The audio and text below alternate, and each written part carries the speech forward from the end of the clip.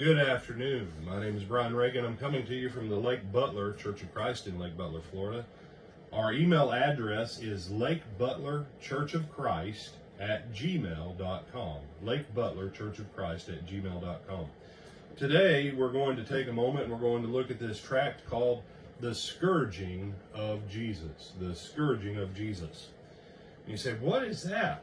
Well, that's why we're going to look at the tract. And if when we get done with this, of course I can't go through everything in the tract, but if you're interested in getting the tract so you can read and study it for yourself, please let me know. These are just little informational pamphlets on biblical topics to help facilitate your study and understanding of the Word of God. The Scourging of Jesus. Isaiah 53 verses 4 and 5 records that surely he has borne our griefs, carried our sorrows, yet we did esteem him stricken, smitten of God, and afflicted. But he was wounded for our transgression, he was bruised for our iniquities, and the chastisement of our peace was upon him, and with his stripes we are healed. John 19:1 records this horrifying phrase. It says, and they scourged him. Just 3 words, and scourged him. The mind absorbs them in a second and passes on to the next sentence. The Bible gives no further explanation. There's no parenthetical statement or footnote explaining what it means. Most of us read over it for years without really contemplating that word, scourged. It was somehow part of the crucifixion. Maybe we've heard a preacher say it was some sort of whipping or something like that, but it was so much more. You see, in the New Testament, when that was written, they didn't have to say anything extra because those people lived in it. It's kind of like us in America when we say, hey, it's the 4th of July. Well, it's also the 4th of July everywhere else in the world. But in America, it means something different. And so to those, when they heard that or read that back in the early church, they had seen and they knew what scourging and its effects looked like. Pilate knew the Jews delivered Jesus out of envy, Matthew 27:18, and that he had committed no real crime, certainly not one worthy of death, Luke 23:15. This Roman knew something had to be done. These folks were very worked up to go home without any action on his part against Jesus, so he thought a scourging might satisfy their lust for vengeance, John 19:1 and 5. But these people were not, quote, civilized, at least by our arrogant standards.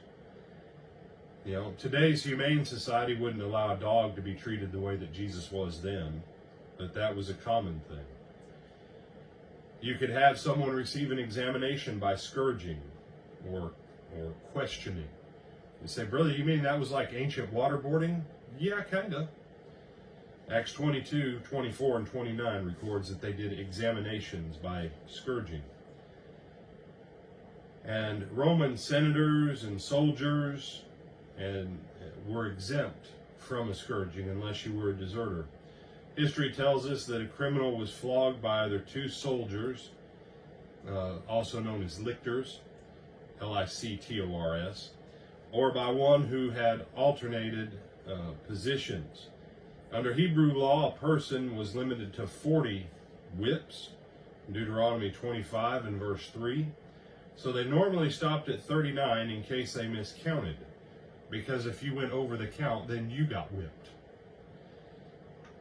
And the only rule for the lictor who scourged a man about to be crucified was he could not kill him in the scourging.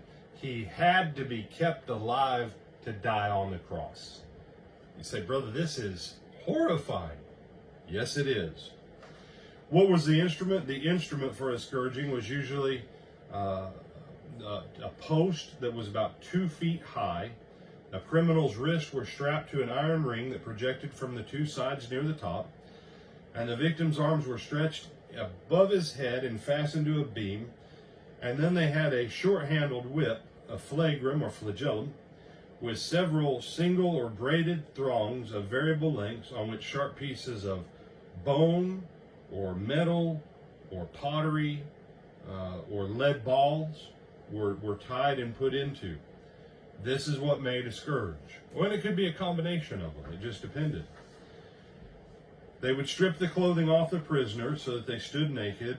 At the most, sometimes they let them leave their loincloth on, or what we would call whitey-tighties. And so that's why Hebrews 12:2 will say to us that Jesus, who for the joy that was set before him endured the cross, despising the shame.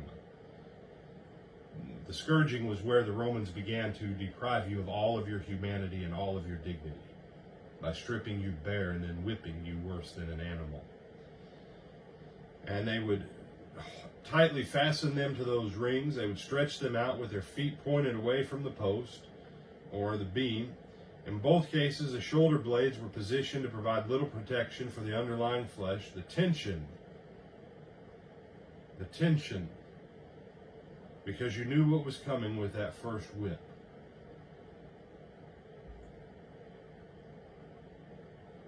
And then it began.